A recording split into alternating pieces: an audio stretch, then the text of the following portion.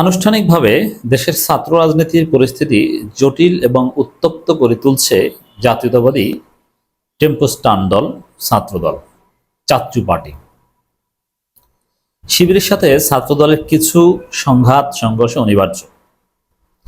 যদিও শিবির secretariat meeting করে সিদ্ধান্ত নিয়েছে যে তারা কোথাও কোনো সংঘর্ষে জড়াবে না, তাদেরকে উস্কানি দিবে কিন্তু ফাঁদে পা দিবে না, ধৈর্যের সাথে পরিস্থিতি মোকাবেলা করে তারা পরিস্থিতি এড়িয়ে আসবে, কিন্তু মারামারি করবে না। এটা শিবিরের অফিসিয়াল সিদ্ধান্ত। শিবির সব শাখাগুলোকে এটা জানিয়ে দিয়েছে, কারণ শিবির মারামারিতে না জড়ালেই শিবিরের বিজয় হবে। শিবির এমনিতেই শিবিরের ইতিহাসে মজলুম, মারবে মারুক, কিন্তু শিবিরের এই নন ভায়োলেন্স নীতি সব শাখা চাইলেও আমল করতে পারবে না। অনেক রক্ত গরম লোক আছে, যেমন এই যে এক শাহবাগীকে লাথি দিয়েছে, কখনো জামাত বা শিবির এটা বলেনি, কিন্তু এক জামাত কর্মী লাথি দিয়েছে, তার রক্ত গরম, তার ব্যক্তিগত জায়গা থেকে দিয়েছে, এটা দিবে। এজন্যে ছাত্রদল যেহেতু তাদের উস্কানির উপর অটল, তারা পরিকল্পিতভাবেই অস্থিতিশীলতা সৃষ্টি করতে চাইছে, এজন্যে কিছু অনাকাঙ্ক্ষিত ঘটনা ঘটবে, অনিবার্য এটা। দেখেন, জাতীয় বিশ্ববিদ্যালয়ে ভর্তি পরীক্ষার দিন চট্টগ্রাম সহ বিভিন্ন জায়গায় ছাত্রদল পরিকল্পিতভাবে শিবিরের হেল্প ডেস্কে হামলা করেছে, খাবার, কলম, ব্যাগ, মোবাইল লুটপাট করেছে এবং ছাত্রদল শিক্ষার্থীদেরকে হল থেকে বের করে দেওয়ার কথা বলছে। প্রোগ্রামে না গেলে এই করা হবে, সেই করা হবে, এগুলো গণমাধ্যমে আসে। এখন ছাত্রদল যেমন বিএনপি প্রত্যেক দিন, এই যে সর্বশেষ ঝিনাইদহে একজন মারা গেল, মানে ডেইলি গড়ে ডেইলি একজন লোক বিএনপির দুই গ্রুপে মারামারিতে মারা যায়। এবং নির্বাচন হতে 1 বছর লাগলে প্রায় 365 জন মারা যাবে। আপনি চিন্তা করেন এটা কতটা নোংরা এই দলটা। এখন ছাত্রদলের বিভিন্ন লোকজন 2 মণ গাঁজা নিয়ে গ্রেপ্তার হয়, দর্শন করতে যে গ্রেপ্তার হয়, ডাকাতি করতে যে গ্রেপ্তার হতে পারে। তারা বলতো যে বড় দল, বিভিন্ন লোকজন আছে, আমরা সাংগঠনিক ব্যবস্থা নেব। এখন যারা শিবিরের উপর হামলা করেছে, নারী শিক্ষার্থীদেরকে পিটিয়েছে, নারী নির্যাতন করেছে, ছাত্রদলের নিপীড়ন করেছে, হল থেকে বের করে দেওয়ার কথা বলেছে, থ্রেট দিয়েছে, ছাত্রদল বলতে পারতো যে বড় সংগঠন অনেকে বিচ্যুত হতে পারে, আমরা ব্যবস্থা নিব, আমরা খোঁজ নিচ্ছি, যারা এগুলো ঘটিয়েছে তাদের বিরুদ্ধে আমরা ব্যবস্থা নেব, এইগুলো বলতে পারতো। বা বিএনপি কিন্তু এইটিপির কথাই বলে তাদের অপরাধগুলো সামনে আসলে, কিন্তু না, ছাত্রদল সেটা করেনি। তারা আনুষ্ঠানিকভাবে ছাত্রদলের সভাপতি রাকিব চাচ্চু এবং সেক্রেটারি কোচি নাসির মিলে তারা ছাত্রদলের যে আকাম ওটাকে ডিফেন্ড করেছে। সারা দেশে এই কয়েকদিন যাবত যে আকামগুলো আপনাদের শুনিয়েছে, এগুলো ডিফেন্ড করেছে, বলছে এগুলো ঠিক আছে।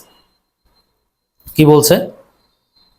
যে ছাত্রলীগের মতো হুমকি দিচ্ছে ছাত্র শিবির, আর কোনো হামলার ঘটনা নাকি ছাত্রদলের পক্ষ থেকে ঘটেনি। বরং আমি দেখলাম যে একটা খবর আপনাদের শুনিয়েছি যে 2 ছাত্রীকে ছাত্রদলের প্রোগ্রামে না গেলে হল থেকে বের হয়ে যাওয়ার হুমকি দিয়েছে। এখন যারা হুমকি দিয়েছে তারা নাটক সাজিয়েছে, তারা নাকি অসুস্থ হয়ে পড়েছে, বিভিন্ন জায়গা থেকে ফোন পেলে অসুস্থ হয়ে যায়, অসুস্থ হয়ে হসপিটালে ভর্তি হয়েছে। ছাত্রদল সভাপতি সেক্রেটারি তাদেরকে দেখতে গিয়েছে, যে অসুস্থ হয়ে পড়েছে। মানে নাটক কত প্রকার, কি আপনি চিন্তা করেছেন? ওরা হুমকি দেয়, ওরাই আবার অসুস্থ হয়ে হসপিটালে যায়, আবার ছাত্রদল সভাপতি সেক্রেটারি এদেরকে দেখতে যায়। এর মানে কি?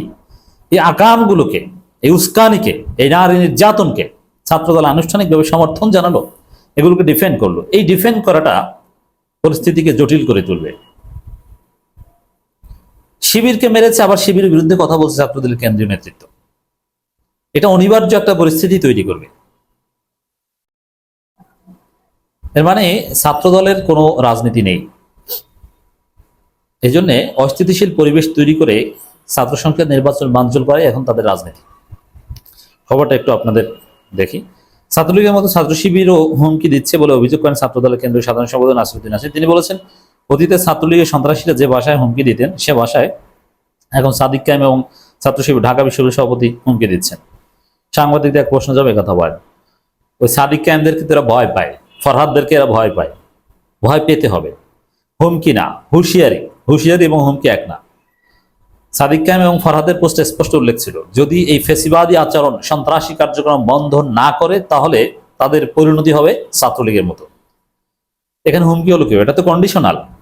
যদি আপনার ছাত্রলীগের মতো হন তাহলে আপনাদের অবস্থা ছাত্রলীগের মতো হবে, এই কথা বলেছে। তো ছাত্রলীগের মতো না হলে তো আর না, তাহলে এটাকে আপনি হুমকি হিসেবে নিন। মানে কি আপনারা ছাত্রলীগের মতো হবেন এটা নিশ্চিত, তো তারপর এইটাকে হুমকি হিসেবে ধরে নিয়েছেন। তারা শিবির নিষিদ্ধ ছাত্রলীগের পুনর্বাসনের দায়িত্ব নিতে আমরা দেখেছি, হাস্যকর কথা। অথচ ছাত্রদলের প্রোগ্রামে হঠাৎ জয় বাংলা স্লোগান, প্রোগ্রাম শেষে কি বলতে হবে এটা জানে না, প্রোগ্রাম শেষে জয় বাংলা বলে ফেলে। এর মানে সরাসরি ছাত্রলীগের প্রচার সম্পাদক থেকে ছাত্রদলের প্রচার সম্পাদক, ছাত্রলীগের কলেজ সভাপতি থেকে ছাত্রদলের কলেজ সভাপতি, হাজার হাজার ছাত্রলীগের লোকজন সব এখন ছাত্রদল হচ্ছে, যাদের পদ ছিল না। পদ যারা ছিল, যারা গোপন করতে পেরেছে, তারা এখানে আসছে, ধরা পড়ছে অল্প কিছু।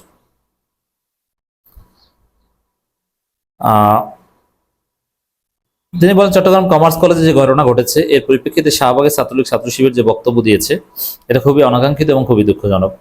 মানে অবস্থা এমন জায়গায় দাঁড়িয়েছে, তারা অতীতে ছাত্রলীগের বড় বড় পদ পদবিতে ছিলেন, তারা এখন বাংলাদেশ জাতীয়বাদী ছাত্র দলের নামে প্রোপাগান্ডা করছে, হুমকি দিচ্ছে।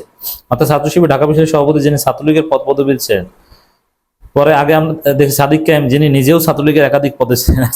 সাদিক কায়েম কি পদে ছিল? মানে এই নাসির, এদের মাথা ঠিক নাই, এদের ব্রেন কাজ করে না সুস্থভাবে। কি পদে ছিল বলতে পারবে? আচ্ছা, ফরহাদ সাদিক কায়েম যদি ছাত্রলীগের পদে থাকতো, তো ছাত্র দল এদেরকে পিটিয়ে ক্যাম্পাস থেকে বের করে দিক না, দেখি হ্যাডম ডাকি। মিথ্যা কথা। সাদিক কায়েম ছাত্রলীগের কোনো পদে কখনো ছিল না, বরং ছাত্রদল নেতারা ছাত্রলীগের পদে ছিল। এই যে ছাত্রদলের সিনিয়র সহসভাপতি, যিনি রাকিব অসুস্থ হলে বা তাকে যদি লাথি দিয়ে সরিয়ে দেয়, তাহলে যিনি ভারপ্রাপ্ত সভাপতি হবেন, আবু আফসান ইয়াহিয়া, আমার ডিপার্টমেন্টের খুব কাছের বড় ভাই, আমার হলের কাছে থাকতো, আমার চোখে দেখা। ছাত্রলীগের হলে সহসভাপতি ছিল, ছাত্রলীগের হল সভাপতি ক্যান্ডিডেট ছিল, পরে এক ফাঁকে ছাত্র দলের পোস্ট পজিশন পেয়ে এখন জিয়ার সৈনিক সেজেছে। আমার চোখের সামনে হাজারবার আমি নিজে দেখেছি জয় বাংলা স্লোগান দিতে। এখন সে ভারপ্রাপ্ত সভাপতি হওয়ার লাইনে ছাত্র দলের, এবং হত্যা মামলার আসামি, আবু বকর হত্যা মামলার আসামি। ছাত্রলীগের বড় নেতা ছিল, প্রভাবশালী নেতা ছিল আবু আফসান ইয়াহিয়া, এখন সে জিয়ার সৈনিক সেজেছে। ছাত্রলীগ থেকে ছাত্রলীগের বড় বড় নেতা ছাত্র দলের সহসভাপতি হয়, এটা গোপন করার চেষ্টা করছে। সাদিক কায়েম কোনো পদে ছিল না, মিথ্যা কথা। আর হ্যাঁ, সাদিক কায়েম, ফরহাদ বা সবাই ছাত্রলীগের মিছিলে বা ছাত্রলীগের মধ্যে থেকেছে, এটা ছাত্র দলের সবাই থেকেছে, প্রত্যেকে। এর আকিব নাসিরও থেকেছে, হলে থেকেছে বিশ্ববিদ্যালয় একদিন হলেও। আর ছাত্র দলের মিছিল করে না এমন কোনো লোক নাই, ছাত্রলীগের মিছিল করে না এমন কোনো লোক নাই। হলে থাকা যায় না মিছিল না করলে। একটা পর্যায়ে তারা ছাত্র দল হয়েছে হল থেকে বের হয়ে, এগুলো কি আমরা জানি না? তো দর্শক দেখেন, এখানে ছাত্রদল যদি বলতে পারতো যে আমাদের কেউ দোষী থাকলে আমরা ব্যবস্থা নেব, কিন্তু না, তারা ওই সরাসরি ক্যামেরার সামনে যারা হামলা করেছে তাদের পক্ষ নিয়েছে।